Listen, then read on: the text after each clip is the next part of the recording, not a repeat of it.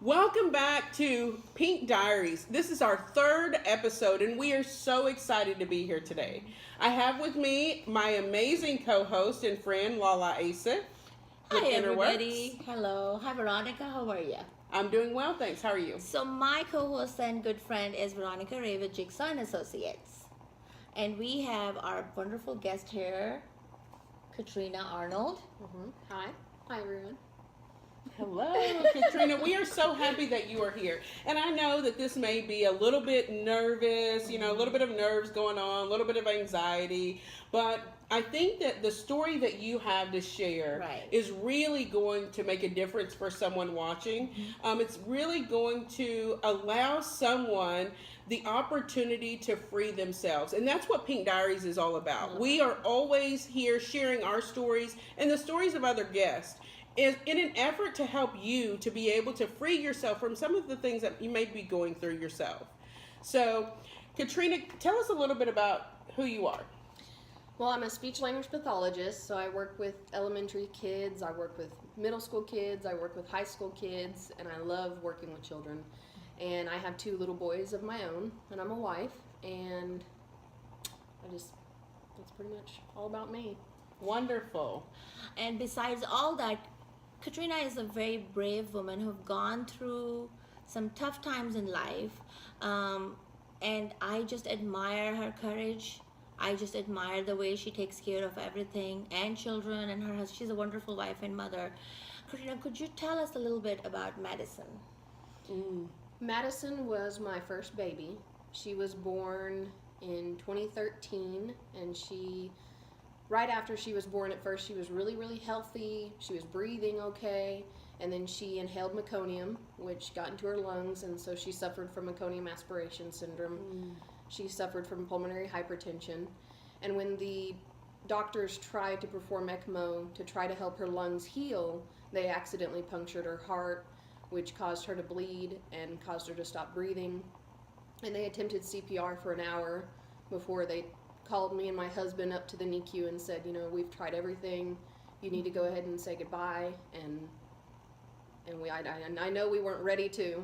I know we were thinking, no, you can do something else. There's something else you can do. Right. But there wasn't. And so we had to say goodbye to her. So tell us, how has that been for you, experiencing the grief of losing a child? Yeah. Like I told Lala, it ages you. Mm-hmm. It makes you really think about what you wanted out of your life and what you expected to happen with your life, and everything that you expected just falls apart. Right. And I think I came to a point at one time where I didn't know what to do. I didn't know how to let myself grieve. And so I kind of had to have a breakdown before I got to the point where I thought, okay, you just need to let yourself grieve. Just do it, get it over with, and do it completely, all in its entirety, whatever that consists of. Yes. You just got to do it. Right. Yeah, it's So- probably, it seems like to me, it's just surrendering yourself. Just totally surrendering yourself to the situation and what's going on. And you know what? The story, it still continues. The grief continues. So then Katrina actually went on and foster child, a little girl. Tell us about Laurie. Well, we got her when she was 2 days old. So with Rory, me and my husband thought, okay, she's 2 days old, and we didn't think of it until much later. But we had lost our baby when she was 2 days old, and here we got this other baby when she was 2 days old. And we loved her, we took care of her, we did everything possibly to make sure she had the best raising. And at 9 months, Child Protective Services took her away. Oh, okay. This is where my heart I just totally lost it when she said that. And knowing you as a parent that you are, I just could not understand how is that possible. Because, I mean, I watch you closely sometimes taking care of the boys. Katrina is my neighbor, so my family and her adore both of this couple to just be awesome parents. So tell us what happened with that situation, because I can't think of anything. What happened? Why did they take her away from you? Well, I took her to OU Children's, which was hard to me at first because that's where Madison had passed away. I hadn't been back to that hospital since then. We'd already adopted a baby. I ended up getting pregnant again. And so to go back to that hospital, I thought I really didn't want to be there, but someone told me that OU Children's was the best to see if a child who had been under the influence of drugs at one point, to see if there's anything wrong with their health at all, mentally, physically, everything. Right. So I took her to OU Children's, and I wanted to speak to someone to see if she had seizures, and I didn't know if maybe that was the reason she was kind of acting different. I'd never been around a baby that would just Have seizures. right, and I didn't think she was having seizures. I wanted to make sure she wasn't, just to Be rule out anything. Right. Just being a parent. And so they put her on seizure medication, and shortly after that, she was having side effects. And I let my family members know. I let DHS know that this is what's going on. I was told to take her off the medication, and so I did. And I told Child Protective Service, told DHS, told everyone. I took her off the medication. I was told to do so. Didn't think anything of it until they show up at my house one night and said, we're going to take her. So now I heard you say about the child who had been under the influence. So she was previously exposed to drugs, I'm assuming? Okay. And so the medication was for that abuse that she had endured prior to her birth. The medication was Keppra. It was for seizures. Oh, okay. But her MRI was normal. Her EEG was normal. So, but she was on seizure medication. Right. Got it. And so, in your opinion, do you feel that maybe the seizures were caused from the induced drug abuse? Yes. If there were any seizures going on, then it was possibly because of drug use prior to. I mean, even in 8 months, 9 months, 10 months, a baby can still have reactions to that. So how did that affect you and your family when the child was taken? It affected us immensely because, we loved her. We still love her. And, for my son, that's his biological sister. Right. And he'll never get to see her. Yeah, and that is Katrina's adopted son, Raylan, and she had taken care of Laurie during that time, and they took her away. So basically, the brother lives with her. That's her son, and they lost a little girl, and he's still looking for her sometime, and under therapy at this point for that. Yeah, because there's still times that he'll come to me and my husband, and he asks, are you going to get rid of me? Will someone come and take me? And I tell him, it's not the same thing. Mommy and Daddy, we're going to keep you forever. Right. And you're not going anywhere. And we're not going to let that happen to you. And he has a little brother now that, that he thinks, okay, this is my little brother. He's 2 years younger than him, and he loves him to death. And he thinks, Right. Is he going to go somewhere? Anytime we're apart, he wonders, okay, but are they going to come back? So this is I feel like this is an opportunity for us to shed light on the way that our system currently works. So and correct me at any time if I'm incorrect, you had taken into your care a sister and a brother. The sister is taken from the home, and what was the exact reason that she was taken? You were not a good caretaker? She was taken, and they completed an investigation, and they substantiated abuse, or actually they substantiated neglect for not giving her medication. Okay, and at the time, the brother was already in your care. So this is where I really want us to shed some light on the way that our system is currently being operated. I've got 2 children in my home. One is taken for abuse, but I've left the other one. So this just doesn't even make sense. Right. So even if the allegations were true, why is the system leaving the other child? Right. The other 2 children they do take medication. They take albuterol inhalers for asthma, both boys. And so I told them, I even asked DHS, I said, well, are you going to take my boys from me? When all this was going on, I thought for sure that's the next thing that they're going to do. And they said, no, that we don't have that planned. Okay, so I cannot imagine the trauma the family has gone through.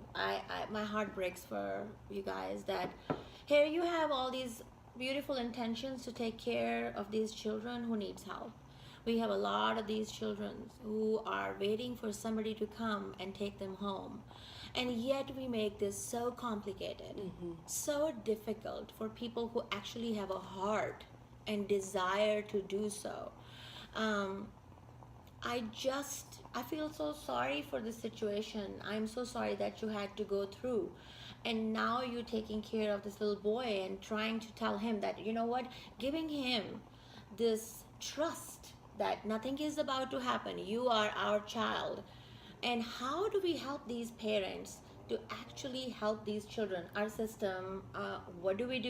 We are lacking such a step that if we really want all these kids to find home, we are supposed to support the parents. Even as having my own children, there have been times that maybe I still did not know what I was doing and I was learning.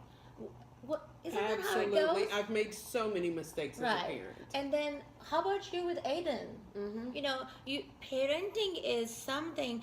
I don't agree with when people say it's an instinct. I truly believe that yet part of it is instinct, it's a lot of learning. And when a parent somewhere slips, all the parents don't have this intention to abuse the child. So tell me this, Katrina, how does this affect you? And you know what, by the way, though, she's a teacher taking care of all these children every single day. What does this do to you? It gives me a record. It makes it to where if I ever want to foster, I spoke with attorneys and they said most likely I'll never foster again. Because that is on your background. DHS has pretty much labeled me as someone who they don't want to deal with anymore. That isn't good. So to try to have a daughter, we'd have to go about it a different route. Yeah. So, are you considering fostering in the future? If I'm allowed, I would. So, talk to us about that. How do you have the courage, right, Yes. to be involved with DHS yet again, even knowing this has happened once? Where does that courage come from? I think it comes from losing everything and knowing what you did get to have. Even if I only had 2 days with Madison, I embraced it and I loved every second I had with her. She opened her eyes, she looked at me, she held my finger with her little hand, and then I got all that time with Rory that no one can take back. No one can take it from me. Right. So Absolutely. they can take her, but they can't take what we did have. That's right. So Yeah, that's beautiful too, by the way. Thank you so much for sharing that. Lala, do you have any other questions? I want to know the process of the grief that you went through. I feel like that as females, as wives, and mothers, of course, you already had Rylan with you. It is very easy to put my pain on the back burner and try to take care of everybody around me. And especially then, you are a teacher taking care of all the other kids during the daytime. Tell me, what was your journey of going through that grief? How did it feel? How did you make time, and how did you get the energy to take care of your heart so you can continue to do what you need to do? Well, I think it was a good month or two that I gave myself on my own to just do what I needed to do to either, with it was stay in bed all day or cry all day or ignore everybody possible. I had to do it. And I had to get through it, whether it was with my husband, which we did a lot together to try to keep each other strong, or on your own. Right. And when my mom showed up and said, you need to put your big girl panties on and get back to work, and I thought, okay, I think she's right. I think I can do this. I think I allowed myself to grieve. I allowed myself to feel what I needed to feel, Right. and face what I needed to face, and then thought, I can go forward. So what I've heard you say is the primary thing is acknowledging The pain. where you are. Mm-hmm. Acknowledging the pain that I am going through, the situation that has been handed to me. The most important part in the grief process is acknowledging that pain. Oh yeah, because it took, I think, a couple of weeks even after she had passed. and it was probably a couple of days before her service, and I went into a convenience store, and I thought, why is everyone just getting gas and getting their drinks, and they're walking around like nothing happened? And I waited until I got home, at least, but I did have a breakdown and cried, and I thought, why? Yeah. Why is everything still going on like nothing Right. happened? And I think that was my breaking point, that thought, okay, you're just going to have to let yourself feel that way. Right. And you're going to have to let yourself break down. Right. And I mean, it's hard. And that's, hate is the thing. What I know as a therapist for sure is that pain demands to be acknowledged. It just does. It's not up to you. You can deal with it right now. You can deal with it in a year, or maybe it's just going to come up and show up in your life on different times. I understand having the positive outlook on life, but denying your feelings and emotions, that doesn't serve us well. So I'm glad you took that time. And it has different faces. Everybody goes through it in their own ways and in their own time. Like, there is no time period that I can say, well, if you've gone through this pain in 2 months, I'll go through this in 2 months too. Everybody is unique, and this is how they go through their own problems in life too. Absolutely. So can I, as we're wrapping up here, I'd like to ask a final question. For someone on the other side of this camera who is watching, and they may be either going through a situation, or they are closely related to someone who's going through a situation. And that's really who I want to talk to right now, is that support person.